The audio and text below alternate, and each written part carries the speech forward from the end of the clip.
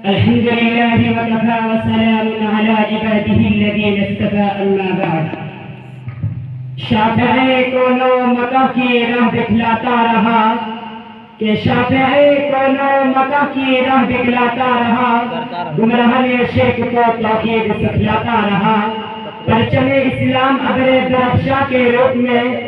پرچم اسلام ابر درخشاں کے روپ میں گنبدوں کی چار دیواریں پر لہراتا رہا اس گلی میں اسے حاضر کا فقیر بے مثال اس گلی میں اسے حاضر کا فقیر بے مثال سنت خیر الورا کے زمزمے گاتا رہا ملت اسلامیہ کے درخشندہ ستاروں آج میں آپ کے سامنے اسلام کی ایک عظیم سپورٹ اور مسلمانوں کے ایک عظیم محسن کا ذکر خیر کرنا چاہتا ہوں جس کے فیض سے ایک عالم نے استفاد کیا اور کر رہا ہے جس کی بے بات زبان اور بے خوف قلم نے ہزاروں گمراہوں کو راہ ہدایت سے روشناس کرایا اور جس کی بے مثال قیادت ملت اسلامیہ ہندیہ نے اپنے دین و ایمان کی حفاظت کے لیے چندن دھن کی باتیں لگا دی اور بے مثال قربانیاں پیش کی میری مراد حجت الاسلام حضرت مولانا قاسم نانوتوی رحمۃ اللہ علیہ ہے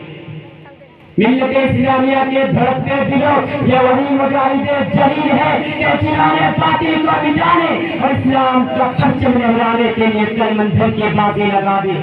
حکومت برطانیہ نے ہندوستان پر غاصبانہ سکہ جمایا اسلام کو مٹا کر عیسائیت کی تبلیغ شروع کر دی ظلم اسلم کے پہاڑ توڑے گئے کئی لاکھ مسلمانوں کو شہید کر دیا گیا جن کے گھروں میں آتی جو ہوتے تھے ان کا کٹورا لے کر در در کی بھیک مانگنے پر مجبور ہو گئے شاہی خاندان کی بیگماں کٹی چادریں سروں پر ڈال کر گھروں میں کھانا پکانے کی نوکری کرنے لگی وہ پردہ نشی عورتیں جن کے دیدار سے چاند سرستے تھے در در کے بھیک مانگنے پر مجبور ہو گئے ہر طرف تباہی اور بربادی کا دور کر رہا تھا وہ پانی کی طرح بہ رہا تھا گلی کوچوں میں لاشیں اس طرح پڑی تھی کہ درندے اور پرندے دن دہاڑے نوچتے اور گھسیٹتے تھے مسلمانوں کو خنزیروں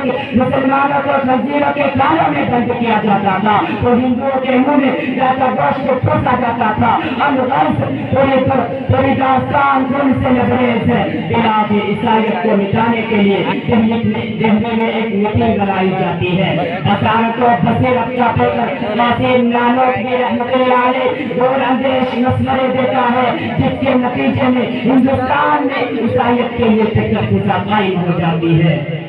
دوستو اس عظیم ہستی نے عیسائیت کو مٹانے کے لیے کیا کچھ نہیں کیا شاملی کا میدان ہے حق و باطل کی جنگ جاری ہے آپ میدان جنگ کے ایک کونے میں جا کر بیٹھ جاتے ہیں حکومت برطانیہ کا ایک پٹھو موقع پا کر آپ کے پاس آتا ہے اور کہتا ہے قاسم تم نے بہت سر اٹھایا ہے میری چمکتی ہوئی تلوار اب تمہاری خبر ہوگی ایسا مرد مجاہد کی زبان سے الفاظ نکلتے ہیں کہ یار کیا بک رہا ہے اپنے پیچھے کی تو خبر لے اپن سے پڑا انگریز سے سر گھماتا ہے قاسم نانوتوی کی تلوار بجلی کی طرح چمکتی ہے اور اس کو زمین پر دبا دیتی ہے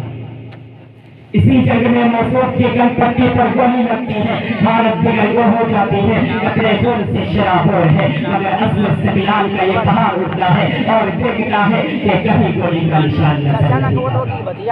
حکومت برطانیہ نے ایک ناپاک سازش کی کہ ہندو قوم کو مسلمانوں کے مقابل کھڑا کیا اس ملک ہندوستان میں مسلمانوں کو سیاسی اہمیت حاصل تھی انگریزوں نے ہندوؤں کو آگے بڑھایا مسلمانوں کو بھٹایا جب معاشی اور سیاسی میدان میں ہندو قوم آگے بڑھی تو یہ مذہب کی بطری اور بلندی سجائی اور ہندو مسلم کو آپس میں لایا چنانچہ 1876 عیسوی میں شاہجہاں پور کے قریب چندراپور کے گاؤں میں میلہ خدا شناسی منعقد ہوتا ہے عوام کے جمع غفیر جمع ہوتا ہے پنڈت دیانند سرسوتی بھی حاضر ہوتے ہیں ناصر الاسلام مولانا محمد قاسم